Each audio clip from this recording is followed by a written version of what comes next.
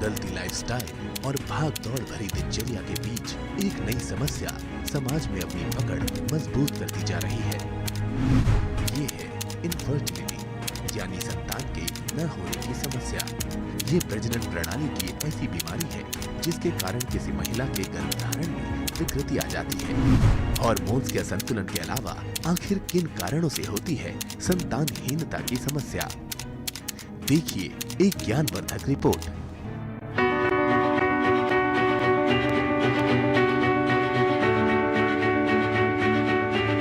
मां बनना हर महिला का सपना होता है। आखिर मां बनने के सुख से वंचित भी कोई रहना चाहता है भला? हालांकि कुछ लोग ऐसे भी हैं जो बच्चा नहीं चाहते हैं, लेकिन जो दंपति बच्चे की आशा करते हैं, उनके लिए संतानहीनता दुख, दर्द, क्रोध तथा निराशा का कारण बन जाती है। देखिए, अगर इनफर्टिलिटी के कॉजेज़ देखे जाएं तो महिलाओं में अलग कारण होते हैं और पुरुषों में अलग कारण होते हैं। अगर हम पुरुषों को ले लें तो वो कुल टोटल इनफर्टिलिटी के लगभग 30 से 40% केस मेल इनफर्टिलिटी की वजह से होते हैं। तो उसमें शुक्राणुओं का कम होना या बिल्कुल ना होना, या बन रहे हैं लेकिन बाहर नहीं आ रहे, किसी भी लेवल पे रुकावट का होना, ये सब कारण मेल इनफर्टिलिटी के होते हैं। और फीमेल इनफर्टिलिटी को अगर हमें समझना है तो हमें एक नॉर्मल प्रोसेस समझना होगा कि किस तरह एक नॉर्मल गर्भधारण होता है। आजकल कई कारणों से संतान की जिम्मेदारी उठाने से पहले पति पत्नी 1-2 वर्ष तक बच्चे के जन्म को टाल देते हैं। हालांकि बड़े शहरों में इन बातों पर ज्यादा ध्यान नहीं दिया जाता, लेकिन गांव और शहर के एक तबके में जहां संशय पैदा होते हैं, वहीं हमारा समाज ताने देने से भी नहीं चूकता। पुरुषवादी समाज इसमें ज़्यादातर, क्योंकि बच्चा पैदा एक औरत करती है तो इसलिए औरत को ही ज़्यादा ब्लेम जाया जाता है, मगर ऐसा है नहीं। सच्चाई ये है कि जब हम जांच करते हैं, बुलाते हैं, इसलिए हम औरत आदमी दोनों को एक साथ देखते हैं। और जब डॉक्टर एक आदमी को कहता है जांच कराने के लिए, शायद सबसे मुश्किल, अगर आप बोलेंगे कि मेरी पूरी प्रैक्टिस में एक आदमी को ला कर उसका एक सिंपल सा सीमेन जांच कराना, यानी कि जो सबसे आसान काम है, एक उसको खाली एक अपना सीमेन सैंपल चेक करने को देना होता है। आदमी कभी भी तैयार नहीं होते और कहते हैं आप पहले औरत के टेस्ट कर दो, जो अनगिनत हैं। तो ये जानना बहुत ज़रूरी है सभी के लिए कि मूलतः प्रॉब्लम आदमी में भी हो सकती है, औरत में भी हो सकती है, तो इसलिए दोनों की जांच एक साथ जरूरी है। आमतौर पर महिलाओं में 20 से 35 साल की उम्र को रिप्रोडक्टिव एज यानी प्रजनन की उम्र माना जाता है। 35 साल की उम्र के बाद गर्भ धारण करने पर बच्चे में जन्मजात बीमारी होने जैसी कई समस्याएं हो सकती हैं।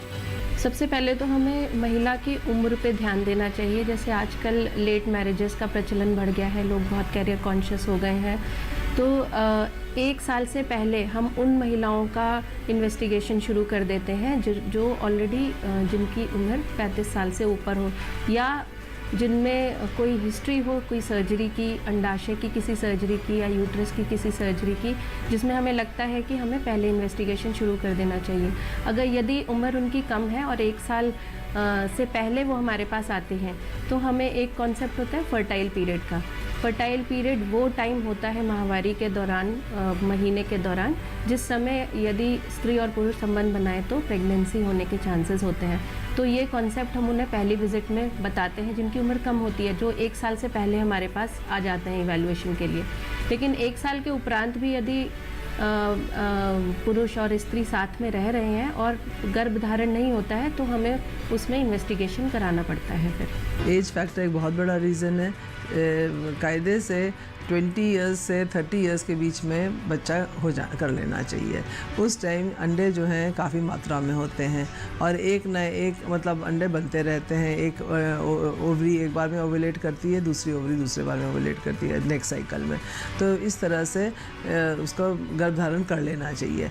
लेकिन अगर ज़्यादा एज हो जाती है तो ओवुलेशन में भी प्रॉब्लम आती है और अंडे नहीं बन पाते हैं। और दूसरी चीज़ ये है कि जो यूट्रस होता है वो भी रिसेप्टिव कम होता है। जी हाँ, महिलाओं में फैलोपियन ट्यूब बंद हो सकता है और यूट्रस में टीबी की वजह से भी कई बार महिलाएं मां नहीं बन पाती हैं।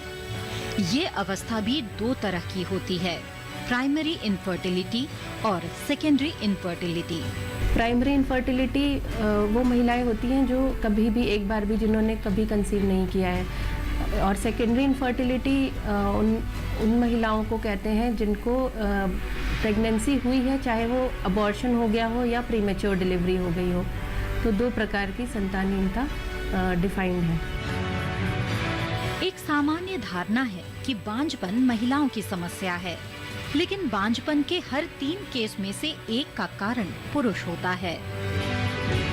बांझपन के बारे में पता केवल तब नहीं चलता जब कोई दंपति काफी लंबे समय तक संतान सुख से वंचित रह जाते हैं।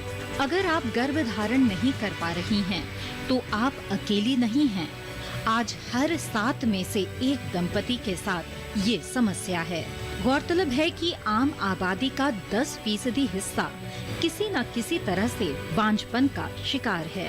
फीमेल इनफर्टिलिटी के अगर हम कारण देखें तो अगर अंडाशय से अंडे नहीं बन रहे हैं या बन रहे हैं पर मैच्योर नहीं बन रहे हैं या बनना बंद हो गए हैं, तो एक तो ये अंडाशय या इसको इंग्लिश में ओव्यूलेशन कहते हैं। दूसरा है ट्यूब में किसी भी प्रकार की कोई अड़चन है, ट्यूब में ब्लॉक है जहाँ पे एक्चुअली नेचुरल फर्टिलाइजेशन होता है, तो ट्यूब में अगर ब्लॉक है तो वो दूसरा कारण है।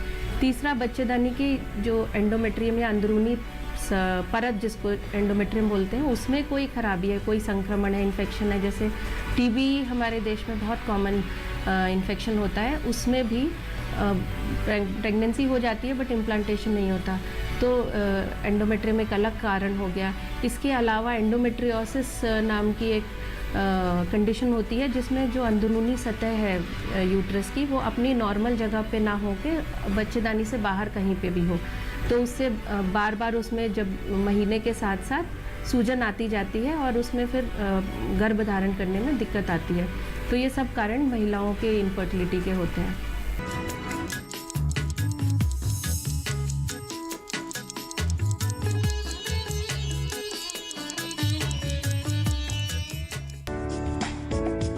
ये कामयाबी है अन्नदाता की। ये कहानी है खेत और खलिहानों की। कैसे करें अपने पशुओं की देखभाल, जानिए गांव-गांव के किसानों का हाल। देखिए गांव किसान, सोमवार से शुक्रवार दोपहर 12 बजे सिर्फ डीडी किसान पर।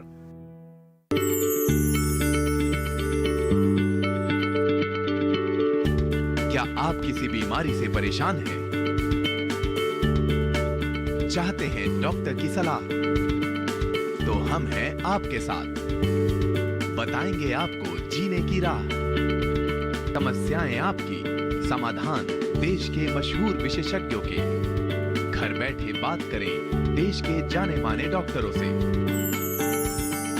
हमारे लाइव प्रोग्राम स्वस्थ किसान में हर शनिवार शाम 6 बजे से 7 बजे तक।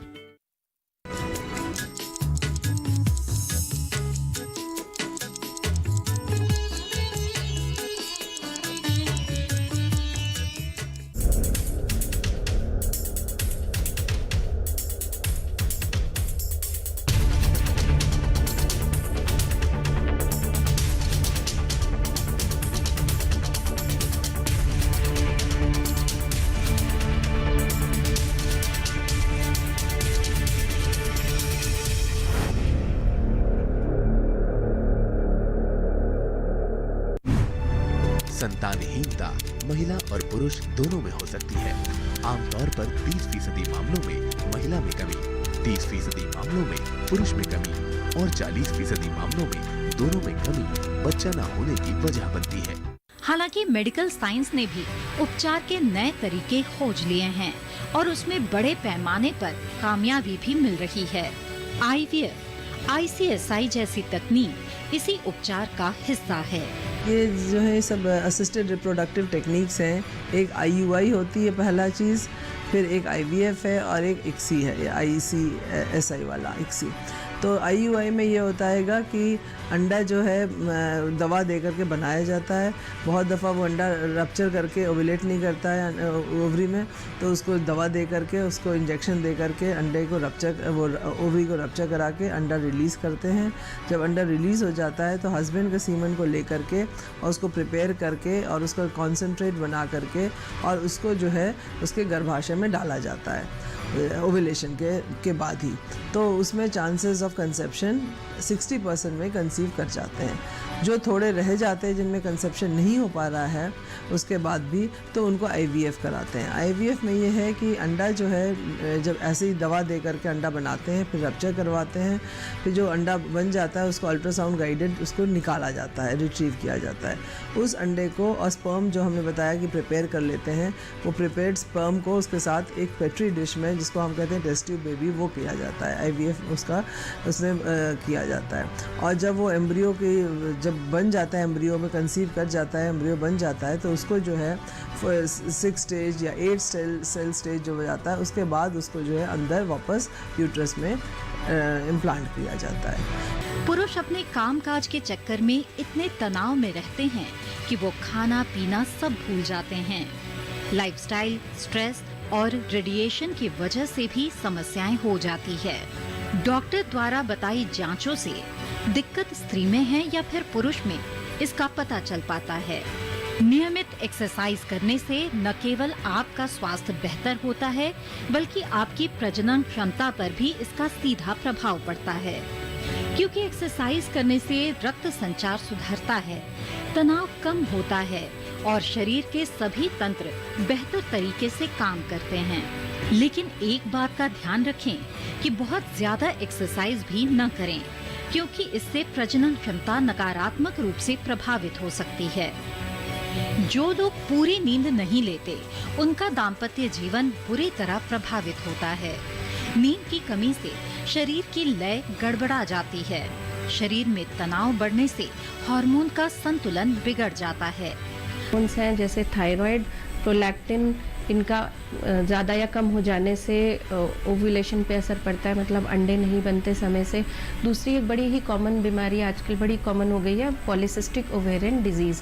ये यंग बच्चों में शुरू होती है और आगे जाके इनफर्टिलिटी की तरह प्रेजेंट करती है। जो इसके मुख्य लक्षण होते हैं उसमें पीरियड्स अनियमित हो जाते हैं या बहुत ज़्यादा पीरियड्स आते हैं और मोस्ट ऑफ द टाइम्स ये हमारे पास जब पेशेंट आते हैं तो उनकी मेन कंप्लेंट इनफर्टिलिटी होती है, वो कंसीव नहीं कर पा रहे होते हैं। तो इसमें भी हार्मोनल इम्बैलेंस होता है। इसके साथ साथ PCOD में ओबेसिटी या मोटापा, जो आजकल हमारे लाइफस्टाइल से और जंक फूड और जो हमारा लाइफस्टाइल हो गया उससे बहुत ज़्यादा रिलेटेड है। तो ओबेसिटी, अनवांछित जगहों पे बाल हो जाना, ये सब भी PCOD के लक्षण होते हैं। तो PCOD, थायराइड, प्रोलैक्टिन, डायबिटीज़, ये सारे इनफर्टिलिटी के कारण हो सकते हैं। अध्ययनों में ये बात सामने आई है कि जो लोग धूम्रपान और शराब के आदी होते हैं, उनमें बांझपन विकसित होने की आशंका अधिक होती है।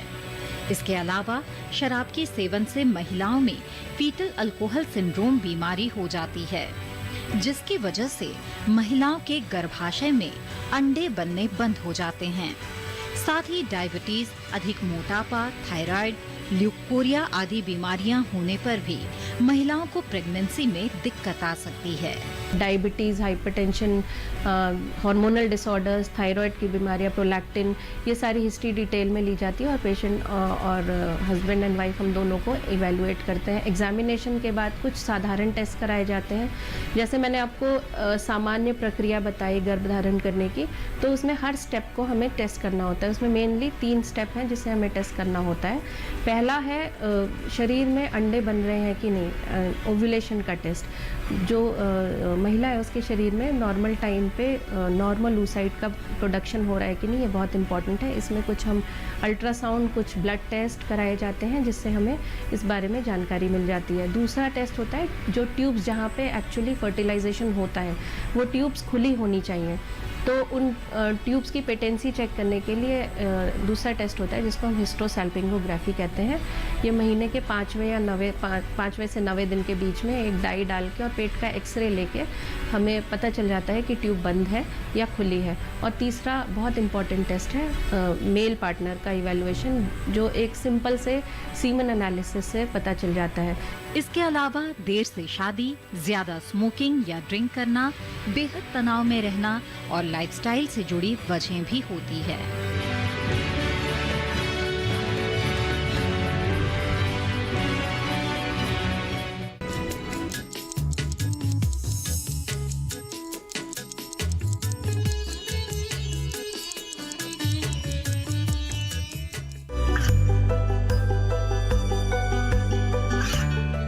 गांवों और पिछड़े क्षेत्रों में सरकारी योजनाओं की जानकारी पहुंचा।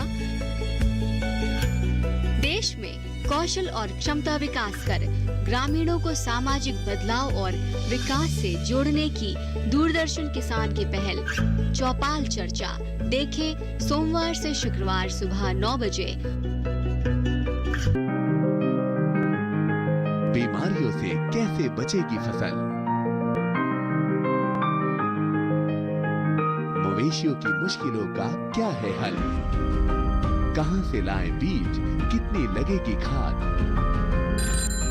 किसानों के हर फोन का विशेषज्ञ देंगे जवाब। देखिए हेलो किसान लाइव सोमवार से शुक्रवार शाम 6 बजे।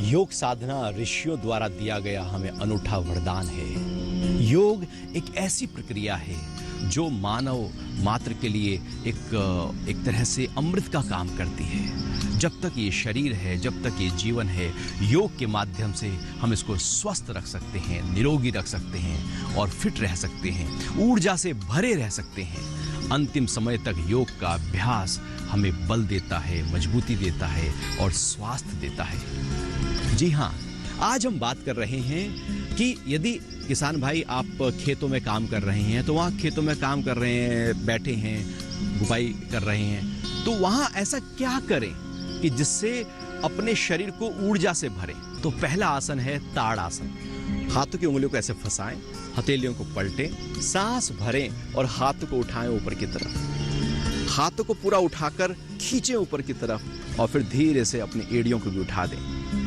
पूरे पंजों के ऊपर शरीर का भार आ जाएगा और लगातार खींचें अपने शरीर को ऊपर की तरफ। यह अभ्यास हर जोड़ पर प्रभाव डालेगा, सभी मांसपेशियों पर प्रभाव डालेगा, पैरों पर, घुटनों पर, कूल्हे पर, कमर, कंधे, कोहनियां सभी खींचेंगे ऊपर की तरफ। छाती पर भी खिंचाव होगा, पेट पर भी खिंचाव होगा, पूरे शरीर में तरोताजगी देगा।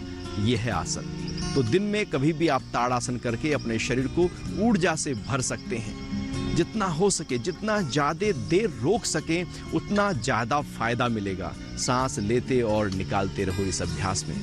फिर धीरे से हाथों को खोलकर वापस आ जाएं। तो ये है पहला अभ्यास, ताड़ आसन। दूसरा अभ्यास करेंगे, इसमें हम पैरों को थोड़ा सा खोल लेंगे। खोलने के बाद दोनों हाथों को ऐसे लपेटेंगे। इस प्रकार से अपने हाथों को लपेट लीजिएगा। अब अपनी कमर को थोड़ा सा मोड़े पीछे की तरफ, हाथों को उठाकर ले जाएं ऊपर की तरफ, सिर को भी पीछे ढीला किया है, यहां रोकें और फिर धीरे से वापस आ जाएं। तो हाथों पर पूरा खिंचाव होगा, कंधों पर खिंचाव आएगा, कमर मुड़ जाएगी, गर्दन पीछे चली जाएगी, छाती फैल जाएगी। पूरे शरीर में जो लगातार खेत में काम करते रहने से जो शरीर के सभी जॉइंट्स में खिंचाव आ रहा था, वो ऊर्जा नहीं थी, वो फ्रेशनेस नहीं थी। ये अभ्यास एकदम शरीर को खोल देगा। इसी प्रकार ये अभ्यास दूसरे हाथ से भी करें। तो इस प्रकार से दोनों हाथों को लपेट लें आपस में, लपेट कर फिर कमर को मोड़ें, गर्दन को पीछे की ओर ले जाएं, हाथ को उठाएं ऊपर, जितना हाथ खींच सके खींचें। मुंह बंद रखते हुए श्वास की गति सामान्य रखकर इस गरुड़ क्रिया में यथाशक्ति रुके रहें।